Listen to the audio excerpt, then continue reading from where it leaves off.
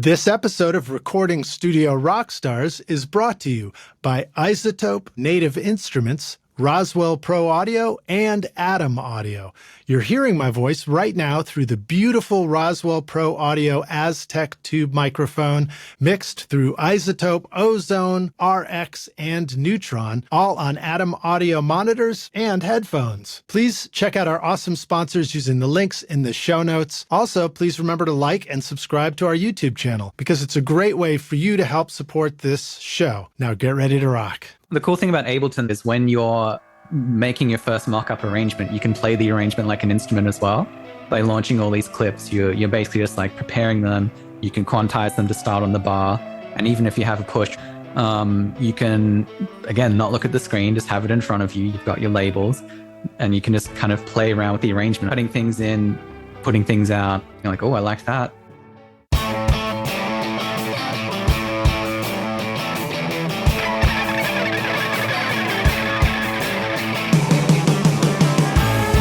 Welcome to Recording Studio Rockstars.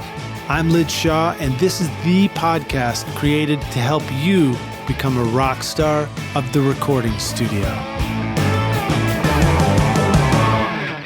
Native Instruments introduces the new Complete 15 bundle, featuring Contact 8, offering versatile synths, sampled instruments, and innovative effects. Perfect for creating everything from emotional scores to dance floor grooves. Contact 8 includes exciting new creative tools like chords and phrases for inspiration, the Leap tool for dynamic looping, and Conflux, a hybrid instrument blending organic and synth sounds. The Complete 15 bundle also includes updated Massive X and Guitar Rig 7 Pro and AI-enhanced iZotope Ozone 11. Use the code ROCK10 for 10% off at nativeinstruments.com. Howdy Rockstars, it's your host Lid Shaw and welcome back to Recording Studio Rockstars, bringing you into the studio to learn from recording professionals so that you can make your best record ever and be a rock star of the studio yourself. My guest today is Andrei Eremin, a music producer, recording, mixing, and mastering engineer whose work is Grammy-nominated, ARIA award-winning, and has amassed over 8 billion streams to date. That's a lot of streams. Since getting his start at Deluxe Mastering in Melbourne, Australia, Andrei has worked on releases by Hiatus Kaiyote, Tash Sultana, G-Flip, Sampa the Great, Chet Faker, and many others, quickly developing a reputation as one of the most in-demand engineers in Australia. Since then, Andrei has diversified his craft, producing an eponymous EP, a pseudonymous mixtape, records for other artists, including Closure and Moscow's third album, Soft Hell, as well as mastering Tones and Eyes, runaway hit Dance Monkey, and mixing Baker Boy's debut album, Gela, which personally earned him an ARIA award in 2022 for Best Mixed Album. Big thank you to Mark Allen at Vitalic Noise Management in Los Angeles for making our introduction. Please welcome Andrei Eremin to Recording Studio Rockstars. Andrei, my friend, are you ready to rock, dude? I'm ready. Thank you. Good to have you here. Good to be here. I really appreciate you having me on, and yeah, look forward to it. Dude, it's great to have you here on the show, man. It's really fun to meet you and to go through your discography and listen to your records, which sound really awesome. Rockstars, of course, we have a link in the show notes to Andrei's work and the records and the music that he's mixing, producing, mastering. So I highly encourage you to go, scroll down, at some point, either while you're listening to this and we mention a record or afterwards to just go listen to his work. So welcome, dude. Where are you joining us from right now? Thank you. I'm in Philly. I've been down here for a year and a half now. Just moved from Australia before that, and this is where I call home. It's good. Right. That's like home of a lot of soul music, coming from the Philly. Yeah. Philly's got a great history for music. It does. And there's a great like indie rock kind of scene happening at the moment as well. Lots of underground DIY bands, a lot of fun stuff being made. It's cool. It's a really good place to be. Yeah, and then the Delaware area too. Nick Krill has been on the show recently. He's somebody you should probably meet. I think you guys are making records that would go really well together. But Yeah, there's some great music scene from that part of the world for sure. great. So tell us a little bit about, now you came from Australia to kind of settle in Philly. Hmm. Did you set up, well, we got lots to talk about. I mean, you have a studio that is pretty insane that you just finished building, and then you just up and said, okay, I'm leaving to another country. Tell us the story behind your studio back in Melbourne Yeah, and getting settled in Philadelphia and what brought you here. for sure. Yeah, it is kind of a funny story that doesn't make a lot of sense out of context. But essentially, when you're moving to America and you've got a studio set up, there's one of like three ways you can go about it. You can bring it all with you, which is, put it all in a shipping container, set it out in a cargo ship, and hopefully it comes a few months later. And at the time before the pandemic, that would have set you back about $2,000.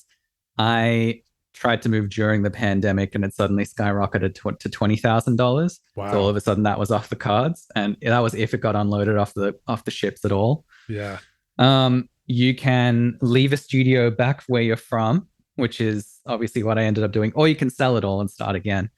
But one thing just kind of led to another. It was an opportune moment. It was in the middle of the pandemic. That was always kind of my plan, was to have a studio in Australia that ticked over while I was gone, and then kind of just work out what I'm doing here separately.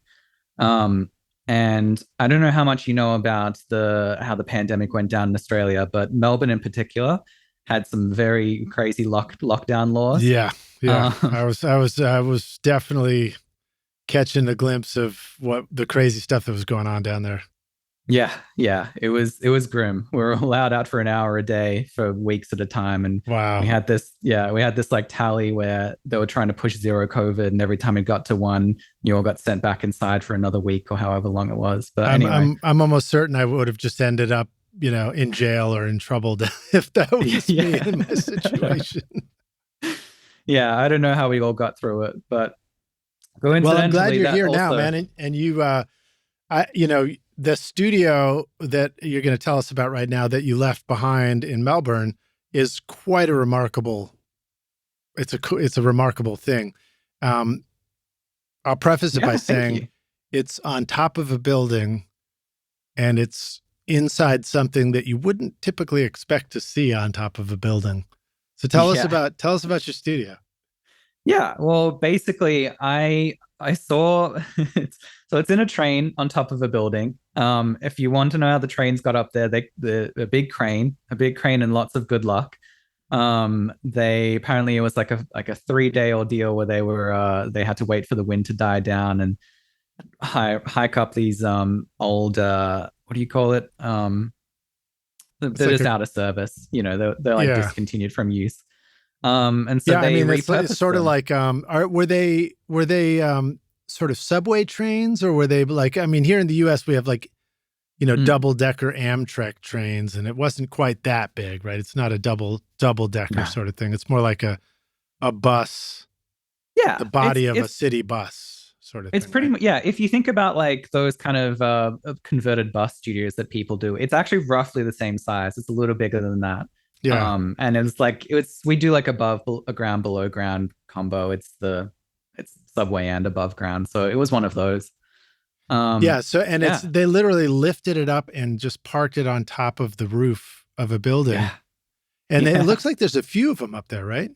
Yeah, there's three whole carriages. The building they made from scratch to it was obviously part of the design of it. So it's a very solid concrete foundation. There were Yeah. basically just like lots of like really cool, unique things about it that allowed me to kind of do like the dollar store version of a real studio setup. Yeah. Like for instance, like my floating floors were the rails that it was on because it's still got all of the the metal undercarriage isolating it from the ground. Below that, I have like a meter of concrete to support all the carriages. So I have great isolation with my neighbors. Hmm. Um, and then the shape of it was just a great coincidence because it's all non-symmetrical. It's kind of tunnel shaped, and the walls kind of go out in a little bit of a parallelogram angle. Yeah. And I went in there just to check it out because the trains, I should say, the trains had been there for 10 years. It was my idea to just turn it into a studio. When I went and checked it out, I get in there, I have a clap around, see what the acoustics are like, and it was good. There were like no modes I could pick up on, no obvious ones. It was really deep. It goes 10 meters back because it's a carriage. Wow, It's 10 half a meters. So carriage. that's very long. So that does give you some room for the bass to develop.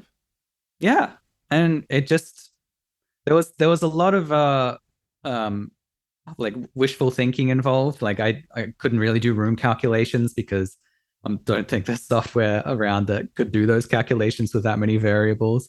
Yeah. So we just kind of went for a punt on it. And when I put my speakers in on day one after we went and fitted it out properly, it sounded really good. And yeah, just So it's miraculous. so it's narrow and long. Do you feel like the walls on either side of you feel close together? Like if you set up a drum kit in there, does it feel easy enough to walk past the drums and the mics, or does it more Yeah. like put the drums on the far end of the studio kind of thing? I definitely designed it in a way. So everything, like, you ever seen those tiny home videos where people have like little pockets for everything to try and make a small space livable? Yeah. I definitely approached the studio with that in mind.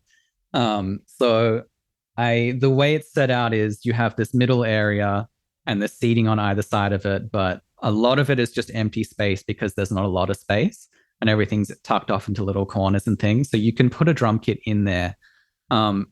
It acoustically is like, I'd made it quite dead as well. Yeah. I like I would think dead that'd be the rooms. thing to do too. Yeah, I feel like it would be a bit too chaotic if it was live in there, but I wanted to try and get something where you could be comfortable recording like a vocal in the control room sort of vibe. Yeah. So if you can put a kit in there, it would just be a dead kit. It'd be like, if you're making a hip hop or a soul record, probably sound good. Big rock record, probably wouldn't do it. But yeah, it can be done. Yeah. Yeah, it's interesting because so a couple of thoughts. One is my Bonnaroo studio that I did here was quickly assembled. We'd stuff a full band into the basically it's a double wide trailer, and on one end was an office that gets converted into a radio interview booth. On the other end was an office that we would convert into a control room, and then in the middle is just sort of a big room where all the band would go. And it's ultimately like your train car studio. It's probably similar shape and size a little bit, but it's we would just deaden everything, and it worked surprisingly well, and in a lot of ways we got some better sounds in there than I get in studio spaces where there's more room to breathe and there's more chaos. It can be really kind of nice to have things tight and controlled. Yeah. And I've done some sessions too. I remember the first time we were at Electrical Audio, Steve Albini's studio in Chicago, and we were recording drums, and they had a dead room called Alcatraz, and then they had a mid-sized room called Kentucky and a live room called Center Field that was really huge. So we were able to set up drums in all three spaces and try them out. And it was really interesting to me to hear how limiting doing dead drums was for rock records. They sounded really cool, but like you're saying, for a rock album, it's like the drums kind of need that liveness and room to breathe. In the huge room in Center Field, the walls weren't close enough, but in Kentucky, which was the mid-sized room, it's sort of like perfect because the drums can rock out, it bounces back off the walls and it reinforces it. But I bet, did you record some drums in there too, or did you not really ever mess with that and just sort of focus more on overdubs and vocals and things and mixing? It was mostly overdubs. I didn't spend a whole lot of time in there before I had to leave. I had basically like a year where I was ironing out all the kinks and everything and making sure that my setup was as dialed in as it ever could be. So we did some recordings in there. There's one track on an album that I was producing in there, the Closure in Moscow album. The final track is one of those one take guitar and vocalist in the same room kind of deals. And we did all that in there, and it sounded really special, I think. That's cool. But yeah, no kits yet. Hopefully one day when I go back. Yeah. Well, I imagine doing, simple drums could sound really cool in there, just get like a really tight. I mean, I love the sound of drums in a dead room. Just get a super gated, ultra compressed kick and snare and sort of a fun, things sound like samples when you play them. Totally. Yeah. So let's see what else. Now, looking at the pictures, and we have a link in the show notes, Rockstar. So click through and go look at that because the images of this Carriage studio, and that's what it's called, right? Carriage Studio. Yep, that's it. Super cool looking. And there's like, when you see the outside shot of the front of the building, it's like straight out of Blade Runner or something like that. It completely looks like a bizarre AI generated utopian cityscape, cool vibe. You're like, what's going on, But then some of the inside pictures, you got a bunch of those too.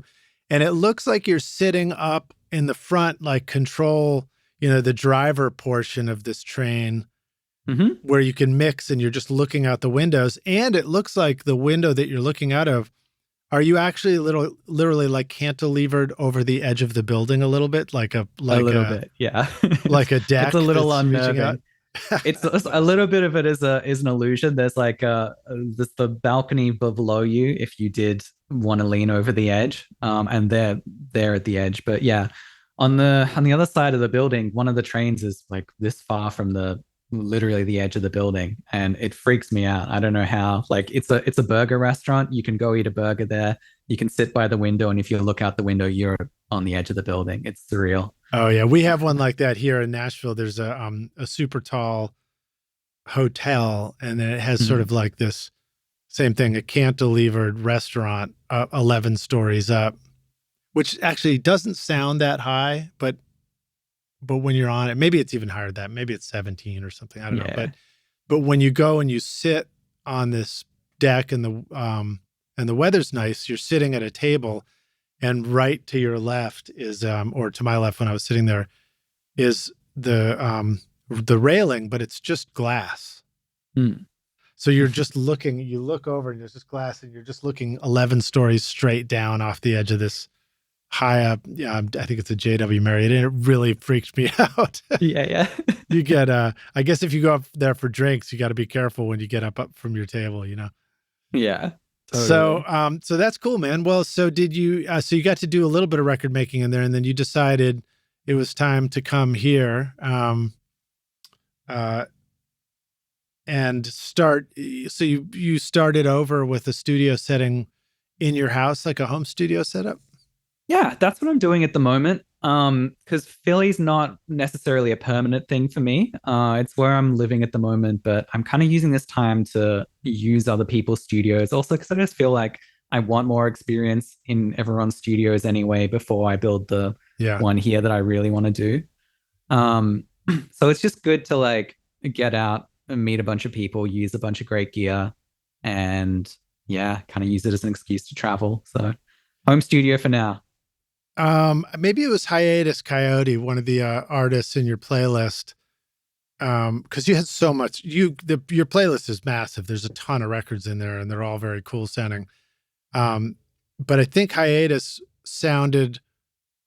Some of it sounds programmed, and some of it sounds like a really talented, fusion, jazz, interpretive kind of fusion pop band.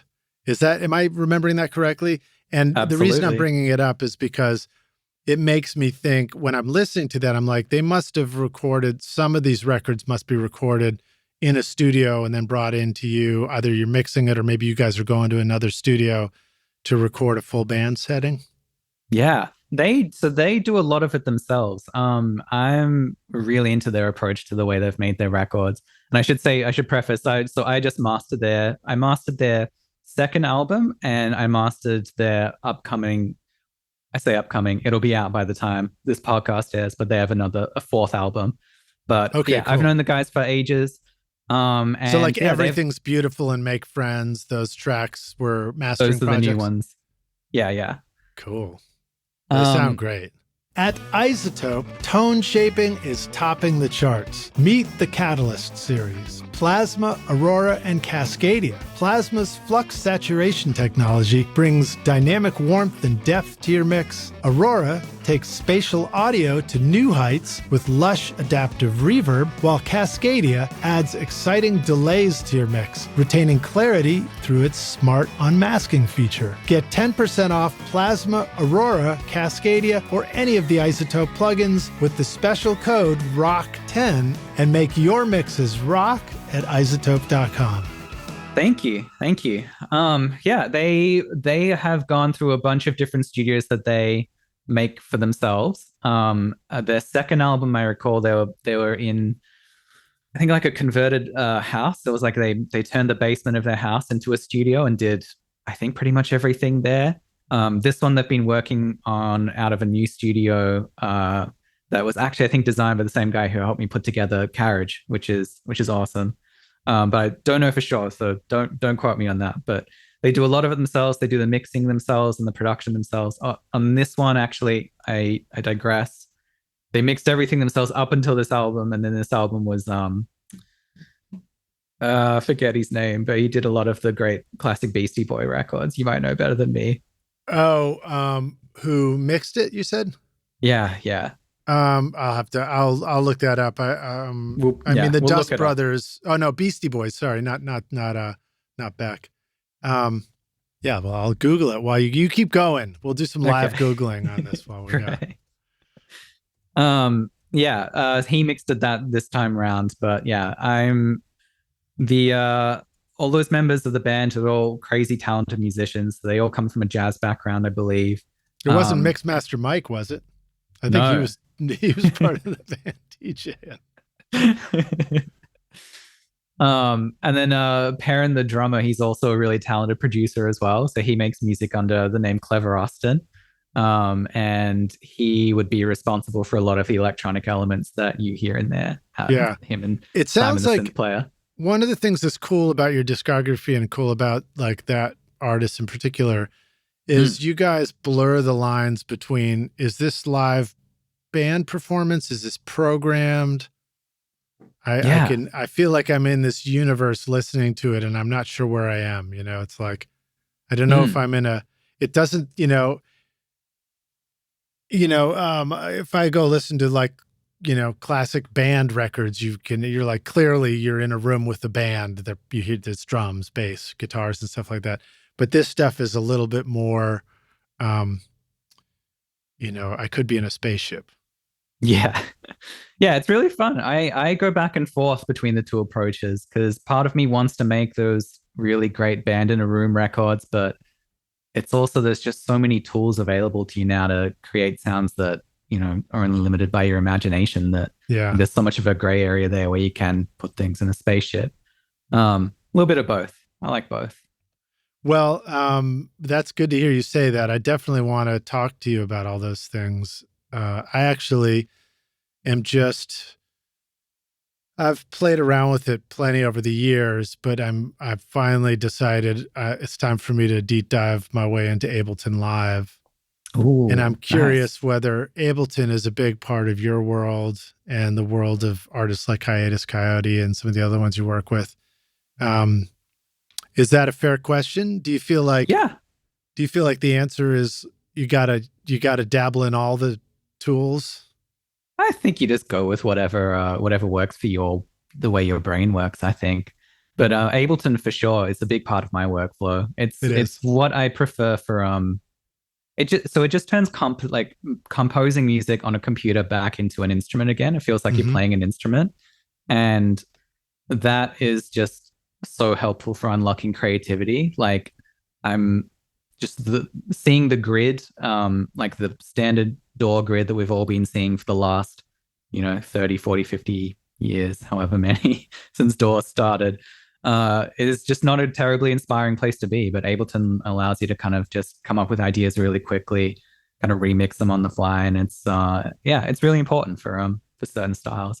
I don't know if Hiatus use it. I think they might be Logic, or don't know for sure, but certainly I would say Ableton's probably used more than any other DAW out of all the people I work with, which is kind of crazy to think about.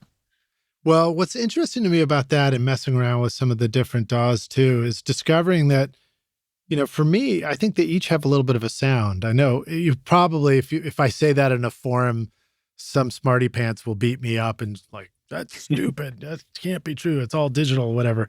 But every time I play around with them, like what it spits out, as long as I don't get in the way too much, sounds different to me in cool ways. And it could be a lot of things. It could be the sounds that you get to start with. It could be the sound of it. But I do think Ableton, I remember at one point discovering that if you just push the mix up as hot as it'll go until you see like total redlining at the mix output, I was like, it still sounds great, Wonder why that is. Have you noticed stuff like that? Have you noticed it having any sort of a sound that sounds different to you than other platforms? A little bit. I will say I would probably be one of the forum people because I did a null test like 10 years ago on all the DAWs and they all canceled out. Yeah. But they did cancel out? They did all cancel out. But I do think that there's like cumulative lots of little decisions in the way the software is presented that makes you make things sound a certain way. Yeah. So it's like there is some magic there where they all do have their own sound and just kind of like manifests itself in different ways. Yeah. Ableton definitely, when I first got into Ableton, I actually struggled with it a lot because a lot of their warp modes would do all sorts of like aliasing filtering on the top end. So a lot of like when I was first working with producers like 10, 15 years ago, I would be just changing the warp algorithm so that I kind of had some transient still left. So there were little things like that baked into it.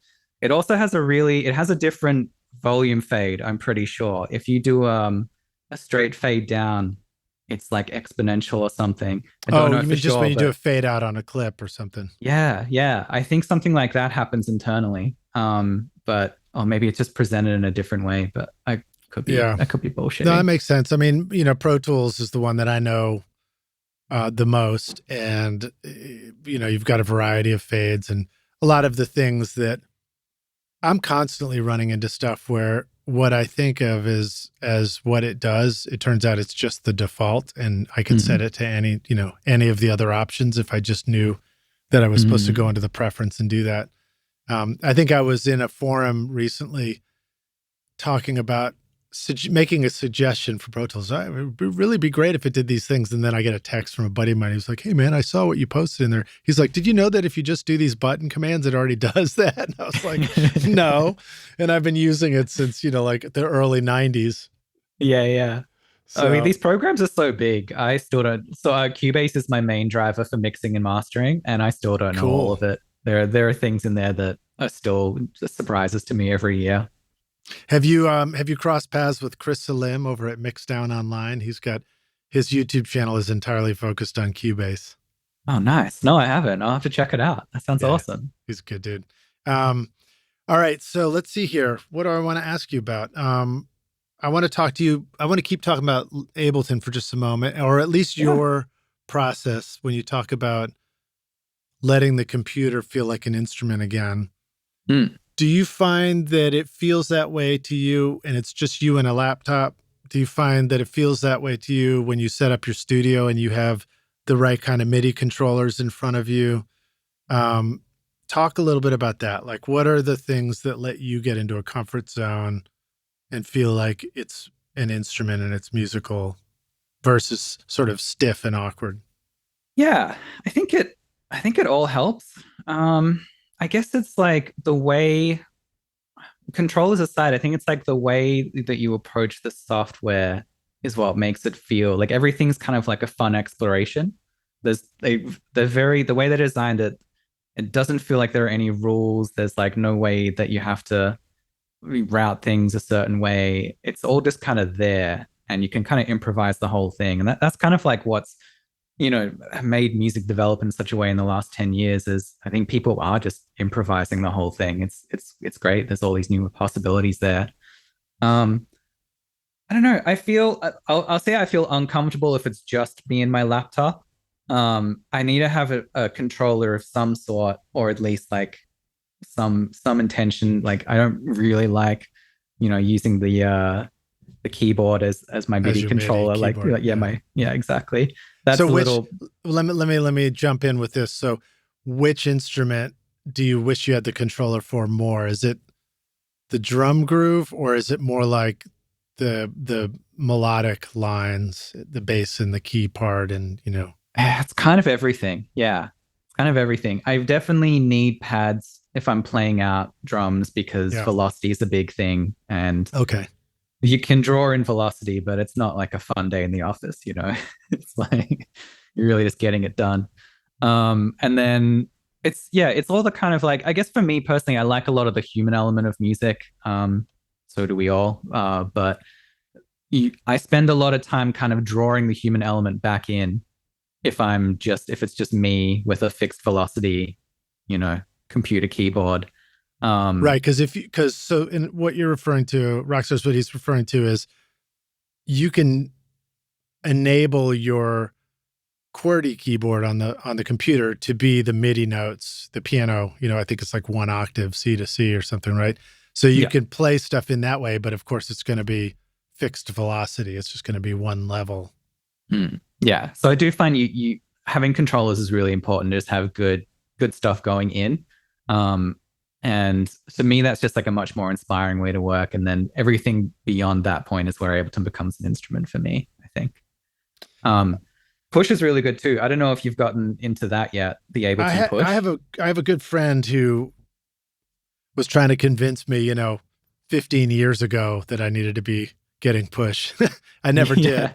But it's what about Push enhances your workflow? Because I think for people who don't use it, we look at it and we're like, so first of all, what is it? So the rock stars know. And second of all, it's like when we look at it, we're like, is that a DJ controller? Is that a keyboard style thing? Is it like how do you think about it? Yeah, I just think of it as its own standalone instrument. So Ableton Push is it's a device that ships alongside Ableton should you want it. They build it in-house. I think Akai used to build it, and then now they've got their own process for it. It's got, I think, 64 pads, just small ones, but it allows you to play, melodic, harmonic lines, drums, everything. It allows you to sequence. It's basically all of the big features of the DAW can be done on the Push. And what I think is really cool about it is, especially with the new one, it's possible to not look at the screen once. Because looking at the screen is just like, when you look at the screen, you think about the music you're making, but then if you're not looking at the screen, you feel the music you're making. And I just think that's like so important that we need more tools like that in our lives. Yeah.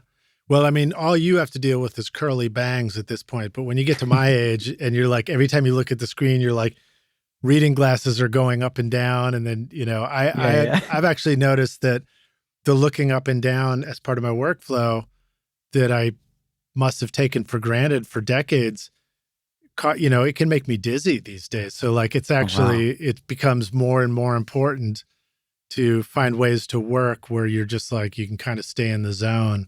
So I completely appreciate what you're saying about being able to work. And recently I've been diving also into the machine micro from Native Instruments and like figuring out how to program stuff in there and same thing, just stay right there on the controller.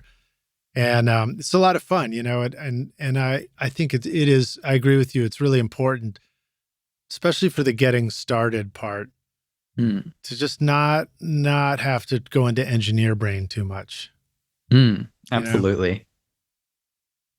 All right. Well, let's see. What else do you want to tell us about Ableton? Anything else? Any other features that are really cool? Oh, I know one that actually, when I first learned about it, that blew me away, which was if you're messing around and you're like, oh, that's so cool, I should go record that. Ableton was secretly recording it for you. And all you have to do is like hit a button and it sort of just captured it, right? Yeah, the MIDI history. Yeah. Yeah, that's what it's called, right? So it's called something else, but I know what you mean. Yeah. Do you ever use that? Are there things about it where you ever use that feature that it sort of already grabbed your good idea?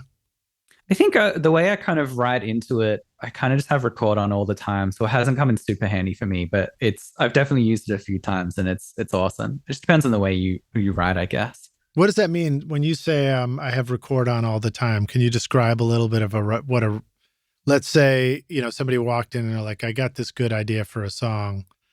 Yeah. And you get going. What does that mean? Yeah, I guess it's more just like if I know I'm going to be playing anything, I'll have record on from the start.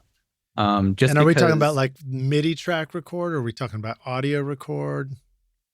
probably MIDI more so than audio. Audio I feel like is a little creepy if I'm just recording all the time. Right. But but I'm not averse to the old practice take being the real take. That's come up a few times. Yeah. But yeah, certainly for MIDI because everything is just so manipulatable with Ableton. I do just kind of like to have it run all the time, and if there is a moment in there, I've got it. So I don't need the history button, but I appreciate that it's there. So in other words, like if you start with a loop or a beat, maybe that's playing off of a clip, and it's just repeating over and over again. But then on an arrangement track, you sort of go into a record and you can try your bass line ideas and your keyboard ideas, and you're just getting all of it. And then what would be a next move for you? Would you go back into what you just played, and there's like a clever way to just grab a bar and convert that into the clip that's now looped or something like that? Yeah. It's so quick and easy. I think it's muscle memory by this point, so I can't even remember how I do it exactly. But yeah, you go back in, pretty much just stop. I think I record everything into a long clip. You can quickly zoom in, do a loop. The loop then becomes the loop that you make becomes the clip that plays when you play the clip next time, and then you can just start slowly building the arrangement from there. Oh, clever. So it's like if you're playing a keyboard part and you're finding what you like, it's actually recording into a super long clip, and then you just truncate that down inside the clip. You just truncate that down to like, I like this bar, and now that's the clip. And so you haven't even like filled up your arrangement view. Yeah. Arrangement view comes like, arrangement view for me is normally after maybe a couple hours of getting all the clips that I want organized, or however long it takes. Are you recording your own music or other people's music in your studio, but you're having trouble figuring out how to get your mixes to sound great? Do they sound weak and distant or lack punch and clarity? Well, I've got a gift for you to help you take your mixes from sounding like basement demos to sounding a lot more like professional mixes. And it's my free course called Mix Master Bundle. This course will show you how to get pro-sounding mixes from your home studio with free and stock plugins in Pro Tools. And the best part is, these mixing techniques will work for you in any DAW, whether you're in Logic, Cubase, PreSonus Studio One, Reaper, or anything you can think of. Are you ready to make your best record ever? Then go to mixmasterbundle.com to get started for free now, and you can find the clickable link in the show notes of this episode. Okay, that's cool. These might sound like nerdy, weird questions, but like to me and my brain, you just clarified a process in a huge way. So I really appreciate that. Of course. I'm sure there's a much clearer way I could say it as well. No, it's very cool. It's like, I mean, the way I like to think about music, I think about it sort of, I don't know, visually in my head. And now I understand it's like, you've got, like, you have to be able to just noodle, right? Or else you can't find something that's any good.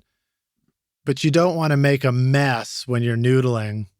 And so the fact that you can do that into this sort of container of a clip, and then just isolate, okay, I like this part of the clip.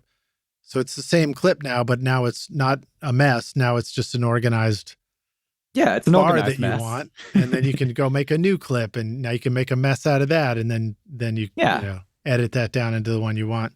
So that's and a then cool the way cool of thing thinking. the cool thing about Ableton then as well is when you're making your first mock-up arrangement, you can play the arrangement like an instrument as well.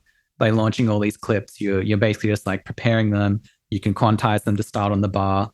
And even if you have a push or you have like a Novation controller or one of those ones with a lot of pads, you can, again, not look at the screen, just have it in front of you. You've got your labels, and you can just kind of play around with the arrangement until you find, cutting things in, putting things out makes you feel a certain way. You're like, oh, I like that. Let's make that the arrangement.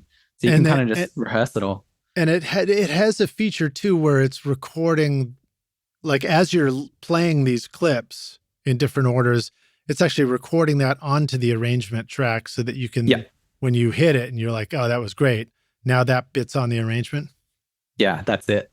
And is this like an infinite number of universes where you're like, ooh, I don't want it to be on the arrangement. I want that to be in another clip. I think at that point it's just however your brain works, really. Like that's the great thing about Ableton is that you can kind of do whatever with it. Yeah. So if infinite clips is your style, then that's great. Cool, man. All right. Well, let's see here. Let me jump in on some other questions. So we'll stay on Hiatus Kaiyote for just a sec. These, well, I know you mastered it, so these might not be fair questions, but one of the things that was really remarkable about those records is really great dry lead vocals and these incredible vocal, soul vocal harmonics, harmony stacks that come in and out. And it occurred to me, it's like, they're super dry, or maybe they're not super dry. Maybe it's just like a very clever use of mixing effects that leaves you feeling that way. And some really killer bass parts too. And I was curious, if you had thoughts about vocal treatments, why and when to have very dry vocals versus affected vocals. And then also, do you think, were those basses, do you think they were an actual bass guitar, or is it like synth bass that's composed? It's both. So yeah, with respect to Hiatus, I don't want to speak like fully on their behalf because I haven't. They do their own mixing and production and everything. But I can say that Nay, hugely talented singer, they're very dry, those vocals, or sometimes they're very wet with obvious effects. But I think the ones that you're talking about with the dry stacked up harmonies, bone dry, which is great. That's one of those things where, had they gone and given it to, a proper engineer instead of doing it themselves, it probably wouldn't have come out that way. But instead, it's this cool, quirky thing about it where it is in a vacuum and it's kind of cool. It's funny, because like the first thing you do when you record is you have all your sounds are dry, and then you learn how to start adding effects to things, and then maybe you get really great at effects one day. But it's funny to think that one of the boldest moves you can do is to delete all the effects and just keep everything really, really dry. Yeah. Because if you make that choice as a mixer, that's a bold move. Like if you send it back to the artist and it was like, hey, I decided to keep everything completely bone dry. Yeah. It's a bold move. It's a statement. Decision. Yeah. Yeah. And I think it's definitely, it's becoming, I would say it's like a little less in vogue than maybe it was 10, 20 years ago as well. It's like harder to come across now because so many people do self-produce and there are a million tools available to make your music sound like anything you want. And the first thing people do is get carried away with adding stacks of reverb on everything. So it's possibly even more of a statement now. But I love a good dry vocal, honestly, because I feel like you want to have some things to be completely dry, not always, because no rules in music, but to create a sense of depth, you definitely want something to be in the foreground and something to be in the background. And you can't get much more in the foreground than having no reverb at all. Yeah, right. Because it sounds like they're literally in your face. Yeah. It's funny thinking about this concept of effects and layering and stacking. It also reminds me of the experience of building stuff up in a loop fashion. It's like you play around, you put down a kick and a snare, and then you put a hi-hat on, then you put a percussion on, then you do this, and then the next thing you know, you've got this mess of a sound where it's like there's way too much on it. At least I do when I'm playing around in that world. And sometimes I feel like you learn that maybe a good way to work is to build up the everything but the kitchen sink part of your song idea and then mute everything and now break it down. Those are your elements to start bringing in, in an EDM style production. And I guess you could think of effects that way too. Sometimes it's like, way too much and then mute it all and now start rebuilding your arrangement. Yeah. I think that's a really interesting way to approach it. Yeah, I definitely do that with arrangements, but I haven't considered doing that with effects. So you've given me something to try out for next time. Great. Yeah, I just this is what I do on the podcast. I just riff in my brain here live on the mic while we're talking. All right, so what about composing a beat for you? So as I'm diving more into composing and trying out Machine, building up a beat that way, or diving into Ableton Live, Sometimes the first thing we're faced with is like, okay, well, what are we going to start with? What sounds do we start with? We probably, when we're starting out, we haven't built up our own amazing sample library that's perfect, beautifully organized. So the first thing we might be presented with, if I'm in Machine, for example, is like, what kit do you want to start with, So my question to you is, when you're thinking about starting a song, do you start with exploring the kits for drums, or do you tend to think in terms of like, I want this kind of kick, and you start with it, you go find the kick you want, and then you're like, I want this kind of snare, and you go find the snare you want? Is that a fair question to ask you about how you start when you're composing? Yeah, I try not to have like one way to go about it. I don't know. I go back and forth. There was like a time when I definitely had my whole Ableton set up, so that I could quickly bash out an idea with a template. I had my samples all laid out. I had all of my, go-to instruments. I used to always start with drums. For some reason, drums came easier for me.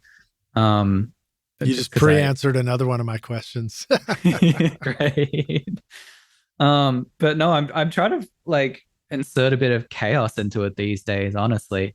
Because one thing I did notice from that time period is all my songs did start to sound a little the same, which maybe some people want. If you want to have a sound, that's a good thing. But for me, I constantly want to like explore new ideas and kind of develop how I make things, because it needs to be like new and fun for me. Like, it needs to be novel for me to continue to enjoy it. Yeah. So I have less of a set process now, but I do have some fun tools that make it exciting still. Well, a really good one I actually found maybe like 6 months ago. It's this little app called Synonym. It's a play off synonym. And it is a machine learning powered sample library organizer where you can basically find, say, a snare or a kick or any sound really in the style that you want, and you can ask it to show you a bunch of samples like it. And you can apply this in any way. It's great. You can have a real live drum recording, and you can be like, I want to augment this snare with something. You can take a clip of your live recording, throw that in Synonym, and it'll show you your whatever is in your library that's like statistically the closest to it. And it's that's been a really fun way for me to work recently. That's very cool. It throws I in think some I found it. I was purples. trying to Google it at the same time here. Yeah. Definitely check that out if you want to try a new process with drums and anything really. Right. So it's helping you find within your own sample library similar sounds. Yeah. But you could also, if you did have a machine, you could probably drag the machine library in there or point it to the folder, so it would have all of those in there. So you have another way of sorting through that. Battery as well. I think I just gave it like every folder I have. So I do have like a pretty big personal library of samples, but then I also have all the factory stuff that you can let it decide what to do with. But, that's cool. Yeah, I need to explore that for sure. I do find that I'm probably not at the point where I need to worry about finding my samples. I probably just need to make some music. But sometimes, you get to that point where you feel like you're doing the same thing, or I pull up a preset of a whole drum kit that like it, starts you with, and then I feel like it kind of points you in a direction where you're like, I don't know if I wanted to go in that direction. Like sometimes an aggressive kick sort of evokes a certain style of beat or something like that, where maybe you want something more mellow and muted. A lot of the cool sounds on your records too, there's a quality of there's a muted quality to instruments where they're treated and they're darkened, but yet like I love that combination of an instrument that sounds kind of dark and not overly bright, but it's somehow way in your face at the same time. Yeah. Yeah, I don't know where that came from, but yeah, that's definitely a tendency of mine. So glad you enjoy it. There's another one that I discovered recently. I haven't played around with it yet. XLN Audio makes some really great plugins too. And the XO is their thing for sorting your samples by similarity. And it says explore infinite beats and kit variations. So I guess it like will take all your sample library and assemble new kits for you out of it as well. Which is kind of a cool concept. All those things. I think that one's good if you're more visual. I've used that Okay. one as Oh, well. you I use ended up that. going Okay, with cool. yeah. I ended up leaning on Sononym a bit more, but Cool. it's the same process. It's cool. Cool. Yeah. Looking at Sononym, I see Jamie Liddell's got a quote there, and he's been a guest on the show as well. Great. Cool, man. All right. Well, let me see here.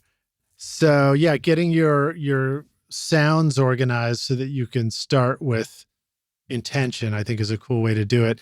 And then that Mhm. was one of my questions is like, do you like to start with the instrument loop first or the drums? And I think you kind of answered that like you tended to start with the drums. And I tend to start there when I'm Mm. trying out Ableton or a loop thing or whatever. A first idea is like, okay, let me pull up a drum kit and do that. But then I agree, it causes you to kind of automatically go to a place. Because Yeah, sometimes it the just kind best of yeah. drums in a production are like super, super minimal, right? Hardly That's anything. it. Yeah. I know. I think I definitely had a tendency to overcomplicate my drum patterns as a result.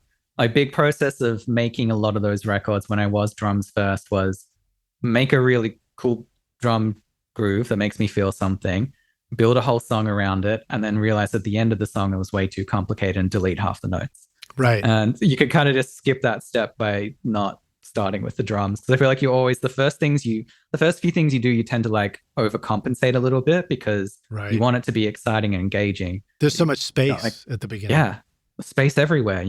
You feel like the human compulsion to fill it. But yeah, it doesn't have to be. But yeah, there's no right or wrong way. It's like whatever gets you to a great end result. Um, I just had this vision again of your Carriage studio. And one of the cool things about where the Carriage is it's on the rooftop. So when you look out the window, you're actually looking across a sea of rooftops, aren't you? Yeah, straight to the city. That's pretty cool, man. I like that. It's cool. That must have evoked some ideas. What sort of find it? I know you weren't there for too terribly long before it was time to come over here, but Hmm. what were some of the sounds that it naturally evoked in you when you were in such a unique space? I don't know. Because I wasn't doing a lot of things from scratch at that time. I was kind of in a period of finishing records, so Right. I don't think. Yeah, most of that has kind of been what people have done since I left. A lot of people have a great time creating music in there. It seems to be like their favorite thing to do in that space. But unfortunately, I have not been around to see any of it. But Well, it's nice when you're mixing and mastering to, have a view and look out at something too, and just sort of listen and yeah, look. My studio is wonderful and I absolutely love it. But when I'm looking forward, I'm staring at a giant television screen, because yeah. it's that classic sort of like big screen on the wall behind the speakers. Mm. So yet another reason why I prefer to be able to look down at the faders or, some sort of controller rather than forward at the screen. Yeah, makes sense. Yeah. Well, so tell us about what you set up in your studio now that you're in Philly. What is your studio like? What are you surrounded by? Um, Not a lot. I Is just that a so I just console moved in the to back? no, no console. That's my bed. No, right on. Um, I thought maybe no, I it's thought maybe it was like a BCM10 Neve console, and you just like put a bedspread over it to keep the dust yeah, off. just some pillows to It's make an sure it's actual comfortable. bed. I love it. Yeah, no, real bed. No, I haven't got that much yet. It's only been a year since I moved here, and it was a lot to get over here in the first place. So at the moment, I'm rocking some very good headphones that I love. These new Audisies, the Oh, LCD sweet. Yeah. fives. Be having a great time with them. I have my UAD set up. But mostly I tried to make it so that everything that I have is predominantly software so that I can spend this time traveling. So I can go to any other studio and have my whole setup with me. So that's been a big part of how I've set myself up now. So I mostly just have like instruments around me, but not a crazy mixing or mastering rig. Yeah. Um, so here's a fair question. So when I set up my studio, I've got all the stuff that I would typically want and need in front of me. And I set it up with an Argosy desk, for example, which is really great, but it's always amazing how quickly all the space gets filled up. Like even Yeah. I redid my racks, and so now all of a sudden when I did my new studio, I was like, oh, look at all that open table space on the racks, and now it's all gone. Yeah, So yeah. have you, do you have any thoughts about showing up in other studios with your, the stuff you bring with you, and Mm. any requests to the studios of the world to make space for guests like yourself? I think it's okay. I haven't had any serious issues. You usually just make by, make do with where you are. What I've done is, I guess, like I've molded the way I work around how the world already is, instead of asking the world to mold itself around me. So I Right. make it so that everything that I bring with me can ostensibly fit into one backpack, and then whatever combination of that backpack I can fit on the console or the table in front of me is how I end up working. So so far it's been good. I haven't had any times where I've wished I've had anything else. There's just like things that I have to think of. Like I have to have like redundancies. I have to make sure I have really long cables, for instance, Mm-hmm. because you never know where the power strip is going to be, like the nearest power strip. So extension cables. Um, Bring your own power strip too, right? Bring your own power strip. That's a big part of it. I've got one USB hub that everything goes into that I try and keep it streamlined with. But How about your no, laptop? Do you have a particular laptop that's living up to yeah. all your needs? Oh, it's been great. I'm on an M1, and the hype is real. Do you have an M1, M2, M3? I just got a MacBook. I think it's an M2 Pro Max one. Great. And it's really awesome. And it's That's it's so just my good. laptop. So the reason I actually upgraded, because I tend to do this. I jump from ancient history to modern times, all at once. Yeah. So in my studio, I went from a 2010 Mac Pro cheese grater to a M1 Mac Mini, and it was like, whoa, this is It's like hugely stepping different. into a new century. That's Yeah, awesome. and then my laptop was a 2012 laptop. They were all running High Sierra, and then all of a sudden it's just like, whoa! Now it's a super fast one, and it's light, and the battery lasts forever, Yeah. Yeah, it's and great. uh, and it'll only take me a year to break it. That's what I also learned about myself. I'll break anything. Yeah, I And definitely find the limit of things. Like no matter how yeah, good a computer I have, you always find a way to get to the edge. But yeah. well, I so can't far wait this till. one is like, yeah. No, sorry, I'm just gonna punchline is like, you get the new computer and you're like, I can't wait to make the new computer as slow as the old computer. Yeah, yeah. Loaded Uh, with all the apps that you don't need. You only Yeah, open once a year. inevitably it happens one day, right? Yeah, yeah. No, I think I have like pretty good system around that as well now too. I have like a lot of cool apps that, for instance, like you always had to be so temperature conscious. I know this is something that like no one really thinks about, but old MacBooks used to run so hot and they used to Yeah. throttle sessions while you were mixing or producing. And so I got into the habit of having a little temperature app in the corner so I know when my CPU is about to have to, not give me the juice that I require. But honestly, yeah, M1s are great. This is what I run now. I'm doing 96K mixes on it, and it just does it. Wow. Um, I haven't gone back into 96K again. I did some sessions like that in the studio, and mm, then I realized I couldn't do all the mixing routing that I wanted, so I went back to 2448. yeah, probably wise. But no, it's something I'm just exploring at the moment. I was like a particular record I was working on where I think I was doing too much internal oversampling on a lot of my distortion plugins and things, and Yeah. I made a 96K version and all of a sudden and turned all the oversampling off and all of a sudden my top end came back and I was like, well, let's see how far I can take it. And it held up. It was good. Yeah, I think there's a good reason for that too. And it was I think the introduction to that whole concept came to me through an article that Craig Anderton wrote, and he's old school. He's been teaching us how to make records and build stuff and get things to work for a long, long time. But he pointed out that the when you get into plugins that regenerate distortion, or instruments plugins that are generating instruments sounds, they tend to because of the harmonic overtones, they tend to go way up, into the upper harmonics, and on the lower sample rates, those upper harmonics have fold back down into the sound range and therefore have to be, filtered out. And so you really hear that effect. And so like when you do 96K, all of a sudden your sounds that are, your amp simulators and your distortions and stuff like that, they got a lot of room to breathe into those upper harmonics and not have it come back down into the audible range and kind of screw up the sound. Yeah. That's yeah. sort of my it's rough definitely way of saying it. You could beat me up in the audio forums over that one too, if you want. No, I think that was good. Yeah. It's definitely, I should say, it's very high up on Maslow's hierarchy of needs for audio. It's like something you should worry about after you've, gotten good at making a good song, mixing pretty good. You know, it's not going to affect anyone's day-to-day life that much. But. Well, the flip side to that topic is when you go back and listen to all your favorite records, how many of them were actually done at 96K, Yeah. You probably discovered that a majority of them didn't even know what that was. Yeah, absolutely. In fact, there's a record that I grew up listening to that I don't know how it happened, but I can hear that there's 320 kilobyte MP3 drums only on the drums. It's like they must have had a corrupted hard drive or something. So yeah, and I still liked that record. So it wasn't at 96K, I presume. That's awesome.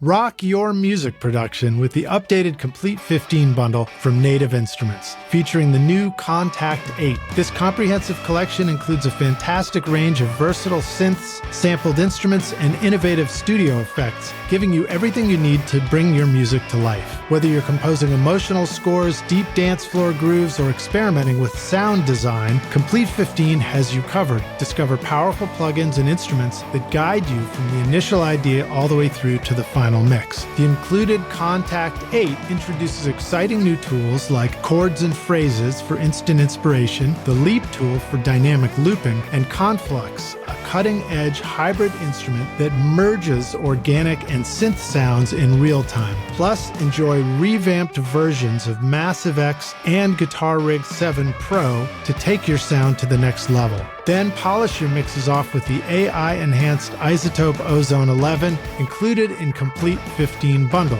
Use the code ROCK10 for 10% off at nativeinstruments.com. Howdy, Rockstars. We're back now for the jam session, aka the second half of the show. My guest today is Andrei Eremin, joining us from, Philly, because we couldn't catch him in time when he was still in Australia. So you ready to jam, dude? Yeah, ready. We talked a little bit about drums. What about bass? What are some sources that you really enjoy for creating bass in your productions? And how often is a real bass guitar? It surprisingly often these days. I feel like maybe I'm just getting older, but I used to gravitate towards really low sub bass because it was this new cool exciting thing for me to explore. But I kind of love mid-range bass now. It becomes its own voice in a song. So I am using real bass a lot. I have a Fender Jazz bass, and I'm also I love that short scale neck pickup sound that was in Motown records, 60s records. I really want to get some more of that going in the future. What comes to mind as a short example of a short scale bass? Well, the most famous one is the violin bass, which the Hofner? Yeah, the Hofner, yeah. Which I don't know if people assume that sound comes from the violin, like the hollow body nature of it or anything, but I think it's actually the short scale, because I've played some long scale basses with a neck pickup. It's the combination of the short scale and the neck pickup being like right up on the neck instead of somewhere in the middle, like with your standard Fender basses. Mm-hmm. But a long scale with a neck pickup there doesn't seem to do the same thing as a short scale. It needs to be like further up on the as a percentage of the whole neck to get that really round tone that I love. So yeah, I'm going to explore that a bit in the future, but I don't know, there's a time and place for everything. Sometimes you get to the end of a track that you've only used real bass on, and like, it's just not hitting that extra level that I want, and layer a synth bass in, and away you go. I think about that stuff all the time, and then I'm also like, no, it's just because your part is an octave up the neck too. Yeah. You cleverly, and in fact, I was just listening to another creator from Down Under, Tame Impala. Mm. And what's that? The big single from a couple albums ago or whatever. It's probably the biggest song out by Tame Impala. But that one starts out with that filtered bass tone and everything, and then the band drops in. And I realized as I was listening to that in the car that when the band kicks in, I think it's a synth bass part that doubles it underneath and fills out all the low end and everything. Yeah, those records are really good like that. Everything comes from a surprising source, and you never really like. A lot of it will be drum samples and real drums. It could be full electronic, but you never really. It's all kind of blurred. You don't never really notice the difference.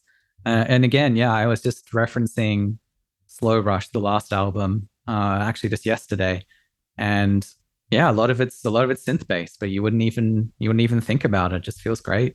Those records are really cool. Did you happen to listen to the track Glimmer that was on there?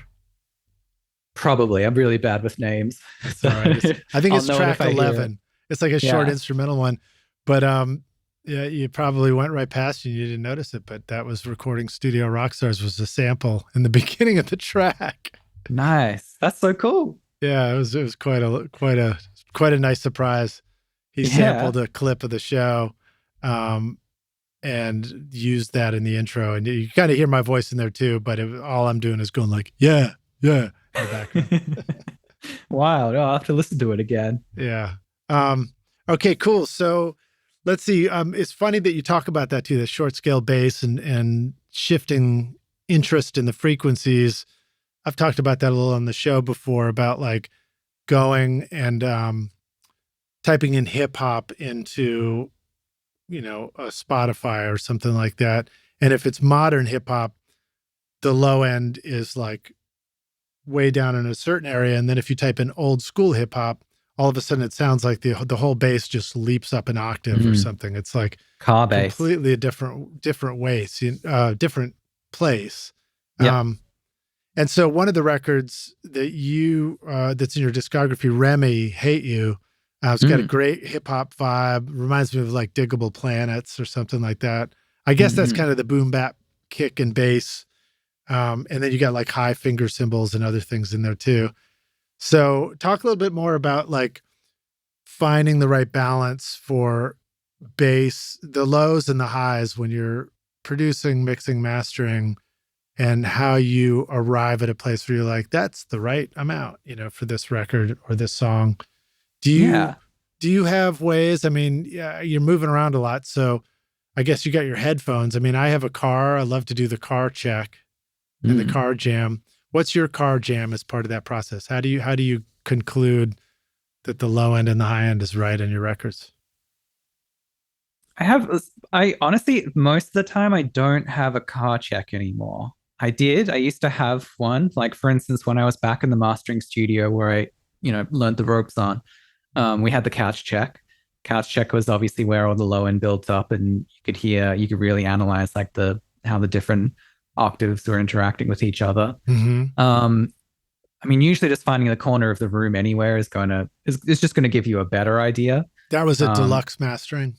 Yeah, which was a really great sounding place, immaculately designed, and the subwoofers used to go down to 18 hertz there, so you could hear everything. Well, it's cool to hear you say that too. I'm certainly familiar with moving around the room, and I used to do that all the time. And then we redesigned my studio. I did this Carl Tatz room, and so now it's accurate, which is nice to make records up in the sweet spot. But of course, in the sweet spot, I don't get that, the booming bass that is, I think sometimes what we like about the car is that it is sort of over the top, Yeah. You know what? I mean, I still have my AirPods. I think that is a big check that I do depending on what kind of record it is. And especially the AirPods Maxes. You can tell they kind of weighted those in a way to sound really hi-fi and recessed in the upper mid. So you hear lots of bass in those. So you can usually use some combination of those to get a good gauge. But man, like these new Odysseys, like I have a really good feeling about how the low end interacts on them. It's great. a joy to listen to. Yeah. What was the model of your Odysseys again? LCD fives. Here they are.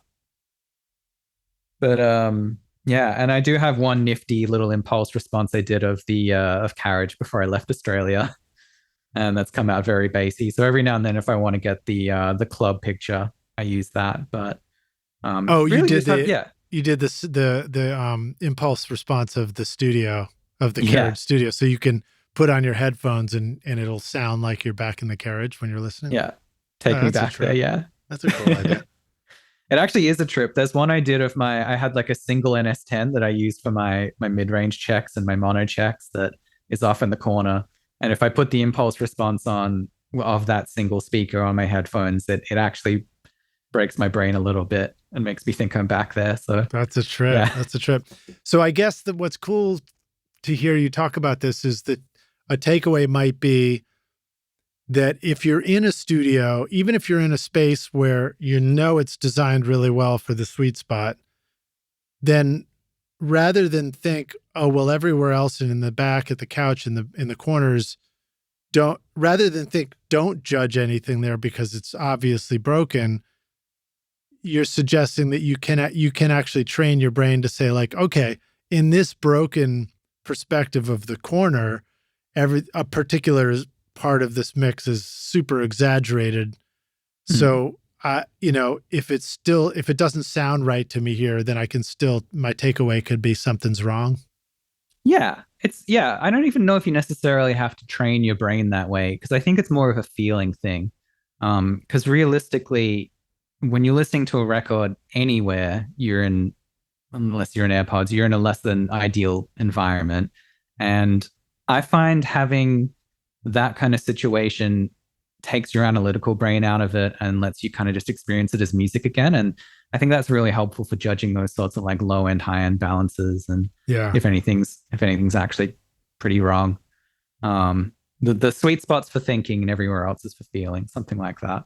But let's leap over to the high end a little bit more. So are there certain situations where you find it's easier to catch problems in the high end? So if I think of problems, if I think of rock records, it's like it's too ear piercing. If I think of vocals, I think, oh, it's too much sibilance. If I think of electronic stuff, sometimes electronic stuff can have a just too much quality in the highs because it's electronically created. It's sort of these impossible sounds.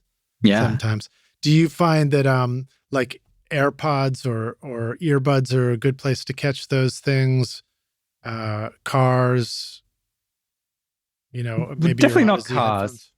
Yeah, headphones I think are good because they're going to give you the most precise like top end with nothing else interfering with it. Because top end's obviously the most susceptible to change in whatever room you're in. So I definitely find, that's why a lot of mastering engineers will do like QC checks on headphones just to pick up any of those noises that might have come through that you wouldn't otherwise hear in the room, even in the most well-tuned system. It's a thing. So yeah, definitely headphones is a good place to do that. And then otherwise, I don't know if I have any great actionable advice. I think in general, I'm like, I start by over taming the top end. And I feel like towards the end of a record, I have to like push it back up again to the point where it's like, it's on the edge of being too much, but it's not quite there. You still have a good feeling of the mix. But yeah, on records are bright, That's an interesting question. Like, do we find too much top end that's sort of filtered back out more appealing, or do we find dark sounds where the high end is boosted back up to be more appealing? I don't know. Totally.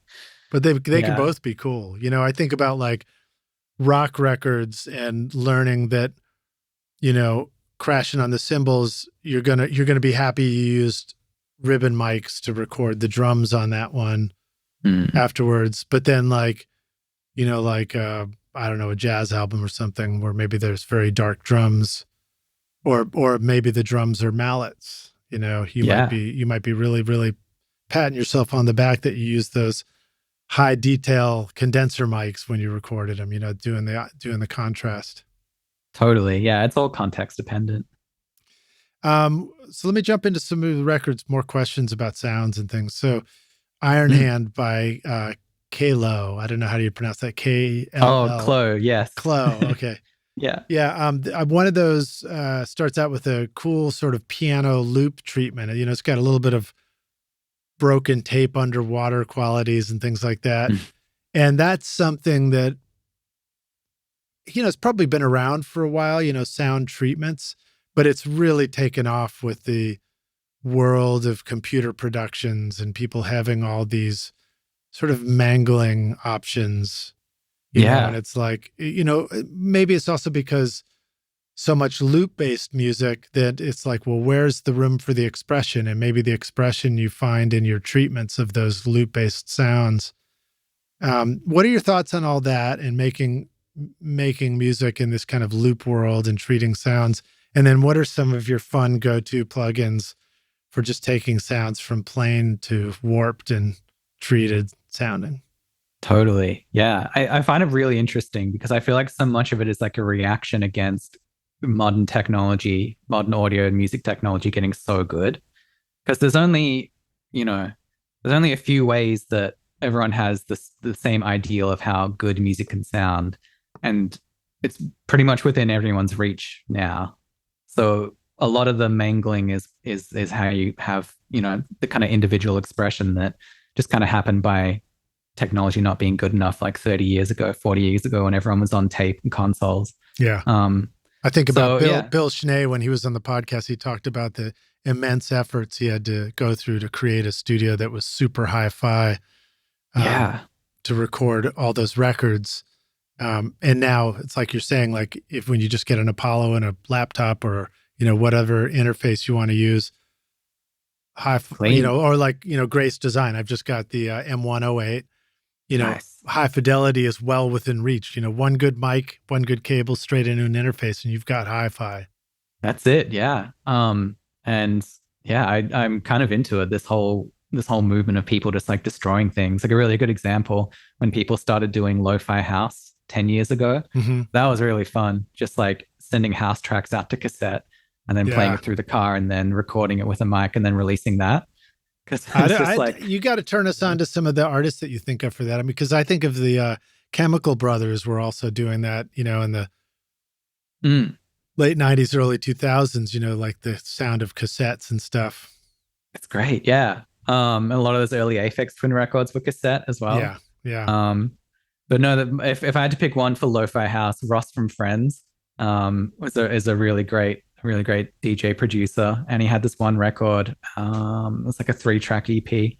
That's the artist name, Russ from Friends. Yeah, isn't that the character in the TV show Friends? Yeah, yeah. Okay, great. Yeah, it's great. iZotope is truly amazing for mixing and mastering your music, like the new iZotope Plasma plugin, featuring flux saturation, which helps you sculpt the harmonics in your sound, enhancing the excitement and clarity of your tracks and mixes. And Ozone, with its built-in mastering assistant, helps you analyze your mix, suggesting all the settings you need for a professionally mastered result based on your chosen style of music and EQ curve, or reference a specific song if you want. Ozone features sophisticated yet simple modules like clarity and impact, low-end focus, stabilizer, imager, exciter, and spectral shaping, along with powerful dynamic EQ, compression, and limiting, allowing you to adjust the settings to your taste so it sounds incredible. And with the magic of master rebalance, you can even manipulate the vocal, bass, and drums separately at the mastering stage. Use the code ROCK10 to get 10% off Plasma, Ozone, RX, or any of the fantastic plugins at iZotope.com. But actually incredible record. And yeah, I can't think of it off the top of my head, so I'll have to link it to you. But yeah, great vibes. As far as like plugins that I like, I really like the Waves Factory cassette. If you know that one. That one's really good. Waves Factory cassette. No, I haven't tried that yet. Yeah. I think that one's really fun. There's a lot of room to tweak it down however you want. Lossy from Good Hertz is another one, doing this kind of like the whole FFT MP3 sound so that everything sounds underwater. It's actually, I'm really excited that they just came out with a pedal with Chase Bliss. I don't know if you've seen that one.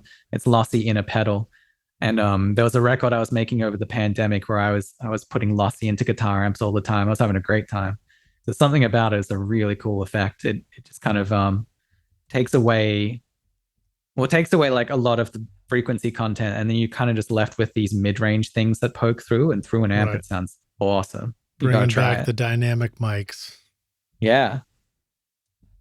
Um, and then what else? I mean, I have Cubase open in front of me. I could probably see if I have anything. Yeah, if you feel like it, I Else that I've mean, been we using. can keep riffing on it. Yeah. I don't ask me the same question because I'm like, man, I can't remember what the name of that plugin was. Yeah, yeah. But um, Sketch Cassette is another one that we learned about from Colin Dupuis, and I got Yeah. that and love it. It's really fun to mess up sounds, and it's fun to go through that process. Do you find that messing up sounds is something you tend towards at the creation stage or tend more towards at the mixing stage? Definitely the creation stage, because I don't know, it depends on the project. I feel like there's two kind of mixing projects these days. There's the ones where you make it loud and clear and basically hold a mirror up to the production. And then there's the ones where you have a lot of creative control and you mix back in the way that, you used to mix the record. If I were to intentionally fuck anything up in the mirror kind of a mix, I would just be thrown out of the room. So there's not really a lot of room for creativity in those situations. Yeah. But if I have a good working relationship with someone, we definitely explore those sorts of things in the mix. But really, I think it does just have to happen earlier on in the process now, and especially as well. Like I feel like a lot of modern records don't really need it, just because again, like we have all these incredible tools at our fingertips, and everyone uses them. You feel compelled to use them Right. because So they're the world's your coming to oyster. you with lots of They're coming to me character with and like so personality. much, exactly, like so much more processing than was ever possible in the entire history of recorded music has already been applied to most of the songs that come through. And do So you find that artists are sending you tracks with 10 plugins already on them, or they've committed sounds and it's sort of baked into loops, and then there might just be a little bit of plugins in the mix when it comes to you? it's a bit of both. Yeah, I get all sorts. The hardest ones are when there's 10 plugins on the mix bus, because Yeah, then because you have to try and where do you, make a in the words of Spinal Tap, where do you go from there? exactly. I have to try and find a way to 11. How breathe do you some get to life back 11? in. Yeah. Okay, so let's see. Here's another one. Tash Sultana's You People Freak Me Out. Mm. That track sounds great as well. And it sort of starts out with this, flying around filtered intro and stuff, and then goes into the music. And it just reminded me, again, sort of the question we were talking about before about controllers. It's like when you want to be expressive and you want to perform like a filter on opening up for a sound in the beginning of a mix, do you find that that's a mouse move and automation that's drawn onto a screen? Or do you find that, again, having controllers where you grab something and you turn it, or you push a fader, or like sweep your hand across an XY pad is the way to go for that sort of thing? Yeah. I mean, I end up drawing all of mine, but I don't know if that's the right way to do it because I may just not have really great knobs for it. Like at the moment, I'm using a little Akai MPK MIDI, but I've had my eyes on those SSL controllers for a while. I bet automating a filter up on that feels great, you know? Oh, you mean on the UC1, for example? Yeah, yeah, exactly. It is great. Um, I haven't used it so much for automation, but for just using EQs and carving stuff, God, I love it. yeah, amazing. No, I really want to try that out. Whereas these ones, yeah, I feel you have to have like a certain degree of tactility with whatever controller you're using for it to feel like you can trust whatever automation you draw in. So yeah, for me it's usually the trial and error of draw a line on the screen, listen to it, feel it out. Oh, that line's wrong. Let's add some dots there and there, and Yeah. you just kind of get there eventually. Yeah. Um, Eventually. yeah. Well, you're absolutely right. I mean, having a controller to do it is great, but again, the controller has to be working pretty seamlessly, because if it's in the least bit glitchy, then you're likely to just get frustrated and pissed off because it's like I just took my laptop out to the car recently and I was like, oh, let me try, now that I have a laptop that really works, let me put it onto the Bluetooth so it talks to the car stereo. And, like finally, if I wanted to, maybe I can compose some stuff or get a starter mix right off the laptop in the car. Yeah. And once again, it's like even just that latency of the Bluetooth means that if you do a move on the computer, it's a moment later that you hear the move out of the speakers. And that can really throw you off, You It really has to be immediacy. dialed in. Yeah. I find the same thing with like MIDI controllers as well, like keyboard controllers. If the ones with no feel, just kind of don't really do it for me. I have to have ones with good feel. You have to have like that kind of that feedback response. And having any sort of delay or anything like that, it's not really conducive to the greatest feeling fade or whatever move you're pulling. So your understanding of what feels good for music, I assume, comes from playing real instruments as well. So we didn't even go there yet. So tell us a little bit about your instruments that you play and you as the musician. Sure. Yeah. I mean, I kind of grew up with music around me all my life. I feel like maybe the odd thing out is I actually did start on the computer first. I was a computer baby. So from like 7, I was using Cubase before I actually touched any real instrument. But obviously I found a fascination with it. And then I did start to play real instruments. So I was piano from 12, guitar from 14. Always wanted to do guitar, but piano or cello was what ended up coming first. And then bass guitar, I played double bass as well. I did both jazz and classical. So you know your way around a staff paper and all that musical slowly, notation. but yes, yeah. I couldn't sight read more than a monophonic part, but yeah, I could get around it if I needed to. But yeah, what definitely. About drums? Did you dabble in? Did you get into the drum kit too? I didn't dabble with the drum kit. I was really bad at. I think this is a running theme with all the instruments I play. A lot better at monophonics, worse at polyphonics. And when I played drums, having independent limbs did not come to me naturally at all. Could not do it.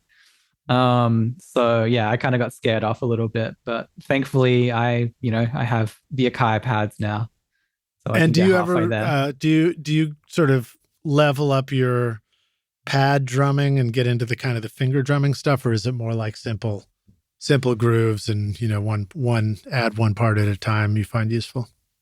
No, I definitely do finger drumming. Yeah, I try to add all of it at once and then just like build on what's there.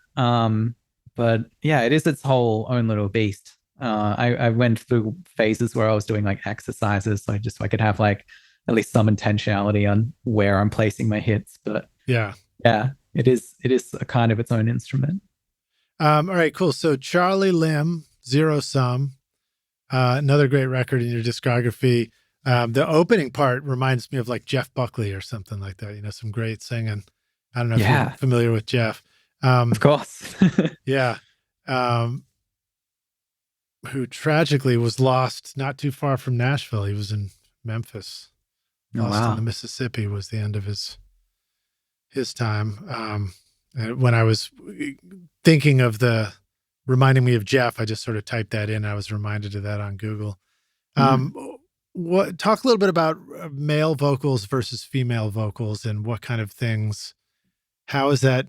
Do you find that there are significant differences for you in composition, arrangement, mixing, or do you find it doesn't really matter? It's just vocals are vocals. And I just think it does just change so much. Like you can have male vocals who belt, male vocalists who whisper. You can have with females as well. I think like maybe that's the biggest distinction. It's like belting versus head voice or having like a whispery airy quality. That'll change how you approach it in a mix, but two different people belting kind of fulfills the same purpose. But really interesting development, especially now with modern recording technology at home. I find it fascinating that most bands now lean toward the whispery, airy vocal, just because they're quiet. They're recording quietly, in a shared house probably. Yep. And so that's Yeah, just the way they the were music's stuck kind at of home, and developed. that's all they could do was record something quietly in their room. Yeah, exactly. It's just crazy how that's like totally changed the trajectory of how even like bands sound now. And yeah, that's really fascinating to me. Yeah, and I think another fascinating thing about that is what is the natural delay between why something takes a stylistic turn and how and when you hear it and when it influences other things, you know? Yeah, it's definitely getting to that kind of feedback point now where I'm sure people aren't even consciously thinking about not disturbing their neighbors. It's just their favorite band sounds like that. So that's how they Right. sing. It's great. Yeah, that's interesting. And then what about you? What do you feel like were some of the musical influences for you? And do you ever think about the stuff that you love musically, how it came into being, you know, a half generation before you, and therefore Mm. influenced your music? Yeah, all the time. I think that's, I definitely wish I was making music around the time when my favorite records were made because it just sounds like, I don't know. I feel like I grew up around a time when albums really meant a lot, like creating this big singular piece of work was like, at least those were my favorite records. And I feel like you have less of an opportunity now with Spotify and the way that, streaming services reward constant songs and everything. So Hmm. yeah, definitely there's a part of that process that I miss. But yeah, I mean, I grew up on like, like my favorite records were from like the Mars Volta or like Kendrick's got some really great albums as well. More recent one, Frank Ocean, Blonde is like a really influential album for me. But I just really like those kind of special albums. I don't know how else to put it. Just like something magical went in there, a lot of time, a lot of effort, a lot of experimentation, and covers a lot of ground, has like a singular narrative. And yeah, those records are always really fun to me. They kind of like elevate the medium a bit. So I try and bring a little bit of that energy into the records I make. I Um, remember hearing about Mars Volta for the first time as a sort of a young upcoming artist that Rick Rubin was interested in, and he when he talked about it, it was like I'm just putting him into a studio to let him experiment and mess around. yeah, I love And then that. hearing you describe it, it's like I guess that's what worked. That's what happened. I don't know the exact order of things, but I remember first hearing about them probably 2000s, early 2000s Yeah, or something like that. that was the time. Do you feel like the time that you've spent watching YouTube videos, trying out mix tricks, and tweaking version after version of your mixes has gotten you nowhere? Have you been looking for more of a simple and straightforward step-by-step process for creating a pro mix that won't take years to learn? What if you could have a Grammy-winning mix engineer who understood all of your struggles and could coach you through them? If you struggle with any of these questions, then the Ultimate Mixing Masterclass is just for you. Now you can discover the proven step-by-step mixing system from Grammy-winning mix engineer Craig Alvin for consistently creating a pro-quality mix in your home studio that will sound great everywhere. Listen to this quote from one of our students, David. That was absolutely the most helpful and informative block of information and mentoring on the mixing process that I have ever been a part of. That was like sitting behind a mix engineer for years, watching and picking up pro tips along the way, condensed into a 6 to 7 hour session. Look, I'm so confident that this will help you take your mixes to the next level, that if you can't get a killer mix in 30 days, I'll give you a refund, no questions asked. So if you're ready to take your mixes to Grammy-winning quality, then go to ultimatemixingmasterclass.com and start now by checking out the free preview of the ultimate snare mixing trick. And hopefully I'll see you in the front row of the Grammys. Yeah. Okay, cool. So then let's talk about something, this one's sort of a little bit mixing related. Fractures Won't Win. Another one with great sounds in it. And it starts out with cool sort of synth keys. Like it sounds like this is one that maybe started with the loop and then the drums come in and join in a moment later. And it's got that quality of dark. It's a dark sort of synthy, murky key sound. But it still sounds like way up in your face somehow. So I wondered if you wanted to talk about the arriving at that quality of like, how can we take some simple key arrangement sounds and by, some chord arrangements and make them sound exciting, even if but maintain that sort of dark, murky, mysterious quality at the same time.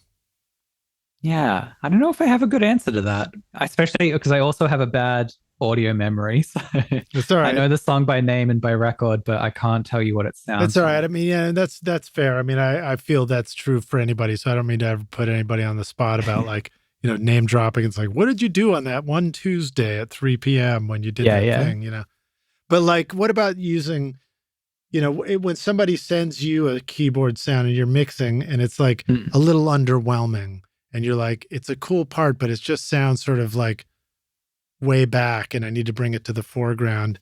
Is it like, do you find like saturation and like, various gain limiting compression plugins and treatments to be really useful for that stuff? Is it parallel treatments that are sometimes helpful?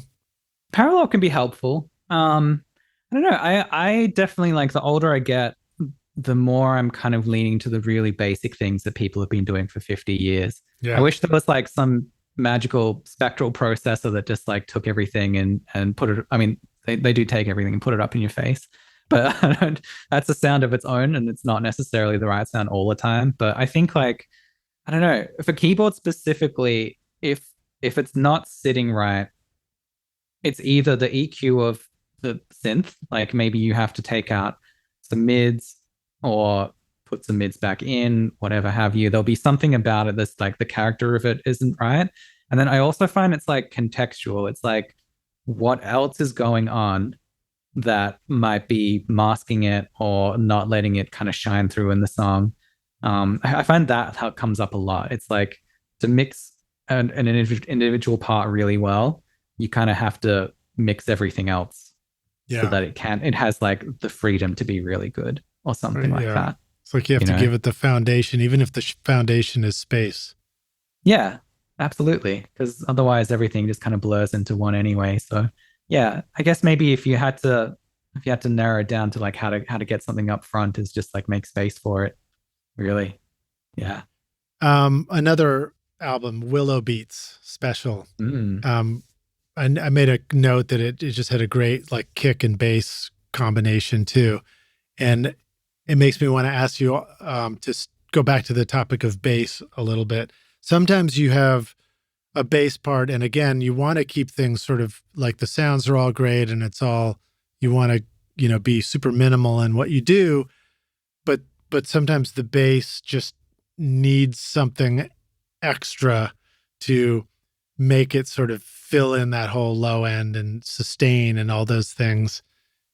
So what are some tricks that you can go to for that, to really make the bass feel full in a mix? I mean, do you split, frequency splits and various compression tricks? And, is that a place where parallel treatments on low end can really bring out the bass part? I only have like one trick, but I think it's funny. I feel like I'm giving like cop out answers to everything, but no, it's all right. Bass in particular is like another one where the best thing you can do is, at least with electronic bass, just leave it alone. Right.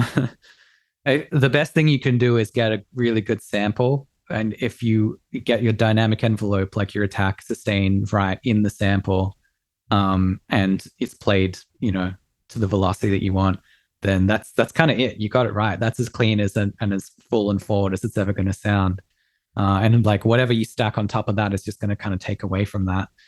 But important one is like harmonics. I think that is something you have to have tricks for, because bass goes so low these days, especially with samples, and you need to be able to make sure that the point of the song, if it's foundational to the song, can carry across everywhere. So saturation is really important. I've done some cool things such as I actually find limiters. Using limiters as a distortion on bass is really cool, because limiters are kind of designed to have a softer sound. They'll have a rounder sound.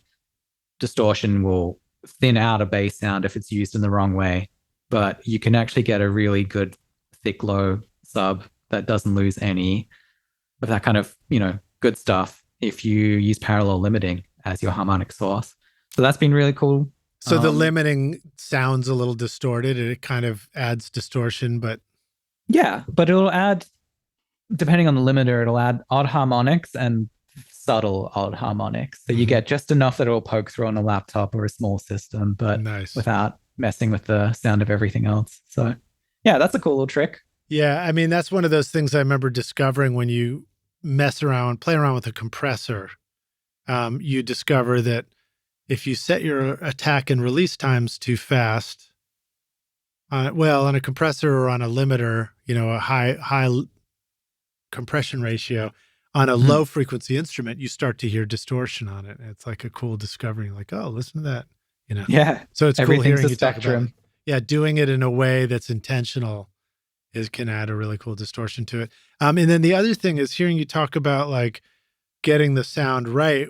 What I love about electronic productions is, let me say it this way. When you're doing live instruments, there's a tendency, like there's a wildness and an unbridled quality to the dynamics that unless they're played like really masterfully, it feels like the effort in mixing goes into how do I make these feel more under control like a synth sound would, so you're trying to manipulate the dynamics to reel them in. But when you start out with great electronic sounds, they're already totally reined in. And you're saying it's the reverse is true. You're trying to not undo that because they've got the perfect, hopefully the perfect intention for what that low end is. And so, when you're mixing too, it seems like a lot of mixing is like, what is my foundation of low end and how does everything else relate to that, and mid-range and everything. And so like if you're starting with these sounds, as long as you get the sounds really great to begin with, a big chunk of the work is already done for you in the mix. Just don't screw it up. Yeah, totally. Yeah, and I really do find this, like, the more you try and compress your low end, if it's like 808s, if it's subs, if it's synth bass or whatever, it just kind of interferes with it a bit, especially when you get in with like, some of the wider polyphonic patches as well, and like unison patches. Like there's no amount of compression that's not just gonna, I don't know, break something in the process. So yeah, it's cool. It's cool because you can manipulate those sounds at the source, and I think that's a really powerful thing. For 15 years, I had a famous MCI console at my studio that originally came from Criteria Studio C in Miami, where it made some of the most iconic Grammy-winning records of the 1970s. And it sounded incredible. When I was ready to upgrade my studio to a full digital mixing setup, I teamed up with Rick Carson at Make Believe Studio, Metric Halo, and Golden Ear producer Bill Simzik to recreate the legendary MCI console as the new MBSI plugin. The MBSI captures the same iconic sound used on multi-million selling records like Hotel California for the Eagles, Saturday Night Fever and Staying Alive for the Bee Gees, I Shot the Sheriff for Eric Clapton, We're an American Band for Grand Funk Railroad, and the soundtrack to Grease, the movie, all for legendary producers like Tom Dowd, Todd Rundgren, and Bill Simzik. The MBSI plugin not only delivers the authentic sound of the original MCI console faithfully, but it also adds new features like a top-notch compressor, overdrive, and a dual EQ filter switch, adding tools that Bill Simzik said he would have loved to have in the original console. Now you too can get that Grammy-winning MCI sound in your home studio. Whether you're recording or mixing, you can experience the sound of Miami 1976 with the MBSI plugin and soak up a little sunshine in your sound at makebelievestudio.com/MBSI. Now, do you think that it helps that you approach a lot of these questions without thinking about it because you've got a mastering engineer's ear? You're sort of thinking about it in the final context while you're working on it. And with that question, tell us a little bit about how you master stuff. When you do master a record, What are some of the things, the tools that you use and the way that you go about doing that that's different than, is it just mixing 2.0 or is it something different? It can be, and you probably don't want it to be because it's a little late for Mix 2.0, but there's a time and place for everything. But no, I think I've been doing a deep dive into like really, really dialing in my mastering process recently. And again, it's the same kind of thing. There are all these tools that exist that, all these like spectral tools, FFT tools, multi-bands, things that people distort your mix, things like that. I think you just need EQ and a limiter, honestly. I do have a really great compressor as well. I'm a big fan of Unisum, if you know that one, the Tone Projects one. No, not Um, yet. that's a really great one. But I mean, so for mastering in particular, I feel like so much of what I'm trying to do is not be able to hear that there's a ceiling. I'm creating this illusion that there's no ceiling to the mix, because if there's a ceiling, it just sounds a bit pushed, fatiguing, like unrewarding to listen to, not very musical. So I'm trying to be invisible. And really like a limiter that's clipping mostly is going to get me there. Unisum will also get me there if I do need to control the dynamics, because it has some pretty complicated stuff under the hood that means it's not just like grabbing a transient and flattening it. It's actually reacting to the music in a really cool way. And then EQ, you just have to kind of have a good intuition for what are the important parts of the song. What am I currently hearing too much of that's getting in the way of those important parts? Maybe it's the important parts that are too loud. You just have to have listened to a lot of music and have a really good idea of how music translates everywhere, and just kind of use your own intuition to make some choices there, some tonal choices, so that it feels as best as it possibly can be. But yeah, it's definitely a very different part of your brain to every other part of the process. So What about monitors? Do you continue to use the same monitors, or do you find that switching that up is helpful? I don't switch anymore. Maybe I would switch if I had lots of monitors, but I'm still headphones and using other people's studios at the moment. So no, I think consistency is good if you have it really dialed in. That's the caveat. If you don't have it really dialed in, as many monitors as you can find, because they'll all, well, maybe not as many. You'll probably reveal things that you don't need to be revealed, but it will reveal something. And I think it's important to like tackle all those edge cases. But yeah, definitely for an ideal mastering room, you kind of just want a really good set of speakers and to just know and trust them and not have to, like, I guess the most important thing for me is eliminating all the possible variables. I want to be able to just experience the music as a piece of music, having forgotten about how everything else, performs on the day. Yeah. And yeah, that's the foundation of being a good engineer and having good judgment, I think. So now you're leaning on your Odyssey headphones a lot. So that's your portable monitoring, and Yeah. when you're not in somebody else's studio. Yeah, that's it. Did you start out when you decided to do that switch? Did you start out by just listening to a lot of records to just sort of train yourself to know what the new sound is in these headphones? Yeah, when I get a new set of headphones, definitely. So I just got these this year, and the first thing I did was listen to all the music I grew up with basically for a fortnight straight. Yeah. Just so you kind of get an idea of, well, I guess you stop hearing the headphones by that point, which is a little sad, because when you first hear them, it's really exciting. You like all these new things jump out at you for the first time. And eventually that kind of becomes wallpaper and you stop hearing what you're listening to, like what you're listening with. Yeah. But I think it's an important part of the step to, part of the process to get to a Now, point where you can make good decisions.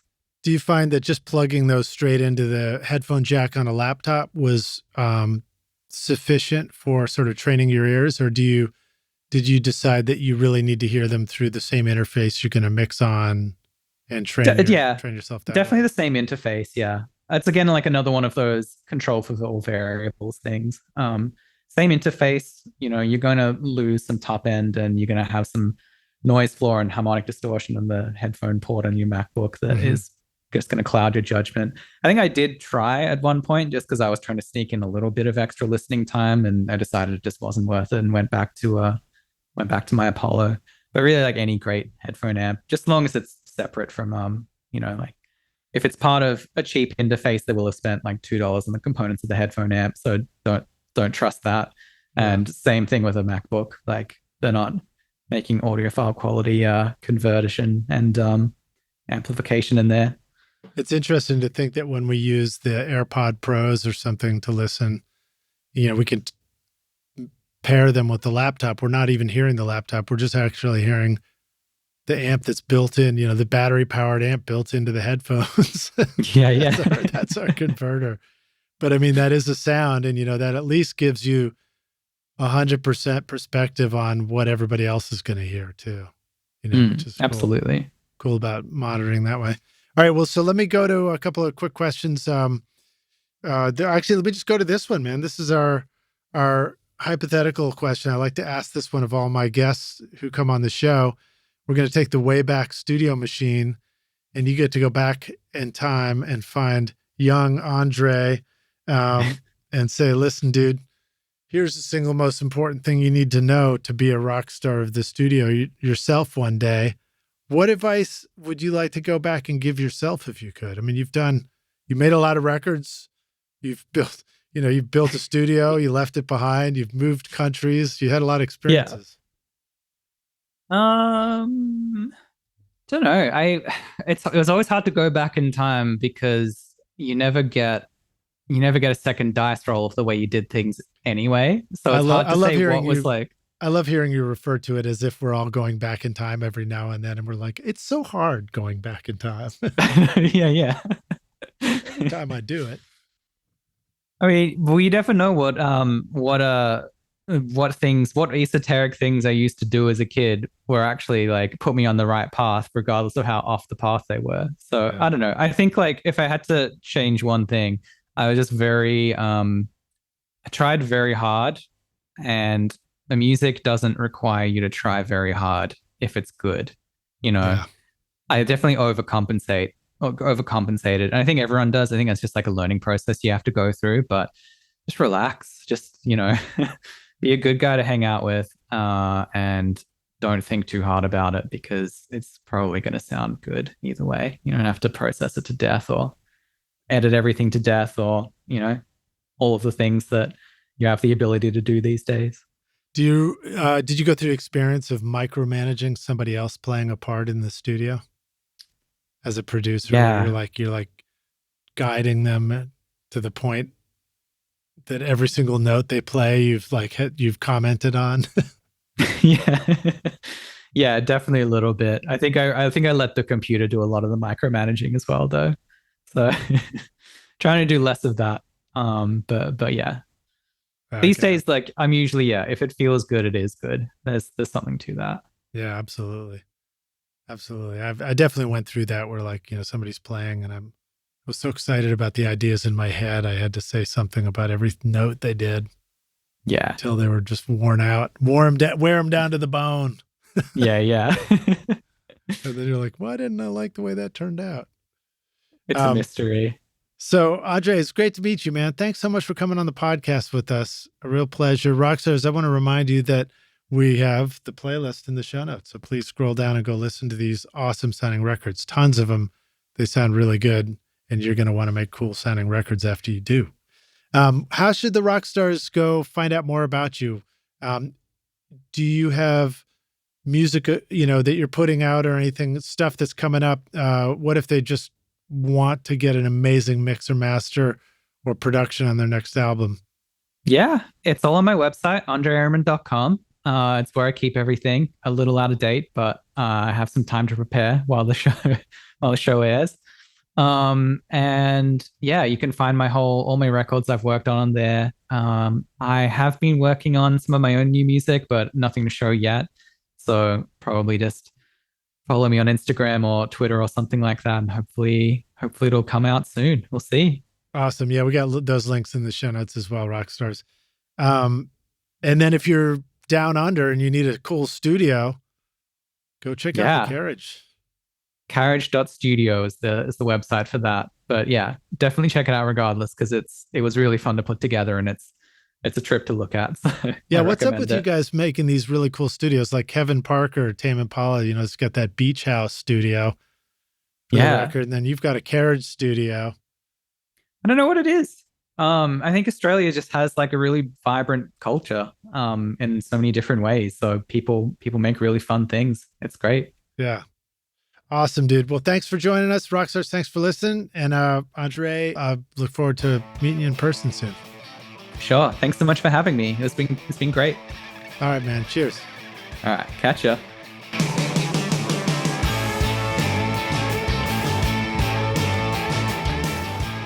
Thanks so much for listening to Recording Studio Rockstars. If you enjoyed the show and want to help make it better, then please share this episode with your friends on social media and leave a rating and review on iTunes to help the podcast reach more rock stars like yourself. You can click directly over to iTunes or go to rsrockstars.com/review for an easy explanation. And remember to hit the subscribe button to keep up with weekly episodes. And if you're ready to make your best record ever now, then head over to Recording Studio Rockstars Academy, where you can start with my free course at mixmasterbundle.com. Thanks so much for listening, and thanks for being a rock star. I'm Lid Shaw, and this is Recording Studio Rockstars. Now, go make great music. Recording Studio Rockstars would like to give a big thank you to our awesome sponsors who help make this episode possible. iZotope, Native Instruments, Roswell Pro Audio, and Atom Audio. And remember to take advantage of our special coupon codes. At iZotope.com and nativeinstruments.com, use the coupon code ROCK10 for 10% off any plugin. If you enjoyed Recording Studio Rockstars, please check out our sponsors using the links in our show notes. These are all things that I highly recommend for your studio because they're going to help you make your best record ever. Also, like and subscribe to our YouTube channel. This is new for us here, and it's a great way for you to help support this show, so I greatly appreciate it. I would also like to thank our fantastic team here at Recording Studio Rockstars, Vlad Weselchenko and Liz Hulitskaya. Thanks so much for watching and for listening. My name is Lid Shaw, and I'll see you in the next episode. Cheers.